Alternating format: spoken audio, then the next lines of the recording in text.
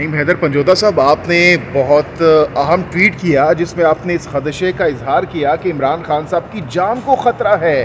تو کیا ایسا ان کے ساتھ ہو رہا ہے یا آپ نے دیکھا ہے یا آپ کے پاس انفارمیشن ہے کہ ان کی جان کو خطرہ ہو گیا؟ بالکل، دیکھیں بات یہ ہے کہ بدنیتی یہ تھی، 2 مہینے بعد فیصلہ ہوتا ہے اٹک سے اڈیالہ جیل کا، اور اڈیالہ جیل میں انہیں ایسے تحریک اور ایسے بند سیل میں قید کر دیا گیا ہے اور ان کے اوپر اس طرح سے سختیاں پابندیاں لگائی گئی ہیں کہ جو مینٹلی طور پر انہیں ایک لائک عمران ریاض ٹارچر کیا جا رہا ہے، اور ان کو پابند کر کے، ان کو جو ہے ہراساں کر کے مینٹلی طور پر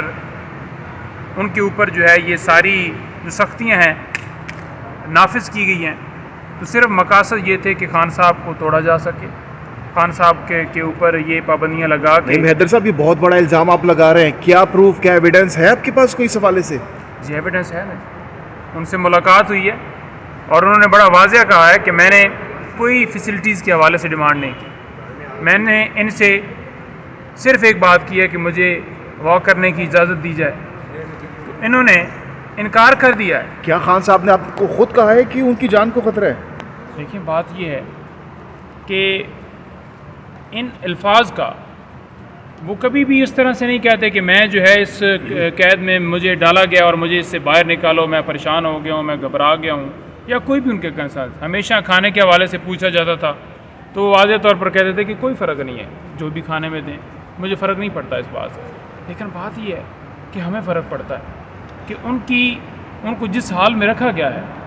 جو کھانے کے حوالے سے ہمارے کنسرنز ہیں ان کے گھر والوں کے ہیں، وہ کیوں نہیں ابھی تک دور کیے جا رہے ہیں. اچھا نعیم حیدر پنجوتا صاحب، آپ نے بہت اہم ٹویٹ کیا جس میں آپ نے اس خدشے کا اظہار کیا کہ عمران خان صاحب کی جان کو خطرہ ہے. تو کیا ایسا ان کے ساتھ ہو رہا ہے یا آپ نے دیکھا ہے یا آپ کے پاس انفارمیشن ہے کہ ان کی جان کو خطرہ ہو گیا؟ بالکل، دیکھیں بات یہ ہے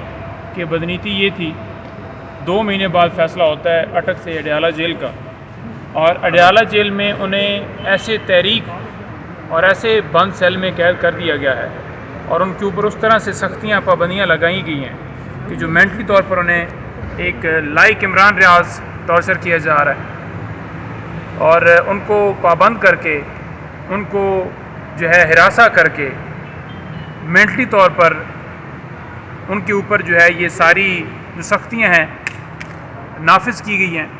تو صرف مقاصد یہ تھے کہ خان صاحب کو توڑا جا سکے، خان صاحب کے اوپر یہ پابندیاں لگا کے. نعیم حیدر صاحب، یہ بہت بڑا الزام آپ لگا رہے ہیں، کیا پروف، کیا ایویڈنس ہے آپ کے پاس کوئی اس حوالے سے؟ جی ایویڈنس ہے نا، ان سے ملاقات ہوئی ہے اور انہوں نے بڑا واضح کہا ہے کہ میں نے کوئی فیسلٹیز کے حوالے سے ڈیمانڈ نہیں کی، میں نے ان سے صرف ایک بات کی ہے کہ مجھے واک کرنے کی اجازت دی جائے. انہوں نے انکار کر دیا ہے. کیا خان صاحب نے آپ کو خود کہا ہے کہ ان کی جان کو خطرہ ہے؟ دیکھیں بات یہ ہے کہ ان الفاظ کا وہ کبھی بھی اس طرح سے نہیں کہتے کہ میں جو ہے اس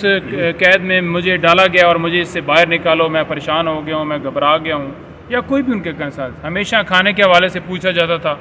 تو وہ واضح طور پر کہتے تھے کہ کوئی فرق نہیں ہے، جو بھی کھانے میں دیں مجھے فرق نہیں پڑتا اس بات سے. لیکن بات یہ ہے کہ ہمیں فرق پڑتا ہے کہ ان کو جس حال میں رکھا گیا ہے، جو کھانے کے حوالے سے ہمارے کنسرنز ہیں ان کے گھر والوں کے ہیں، وہ کیوں نہیں ابھی تک دور کیے جا رہے ہیں.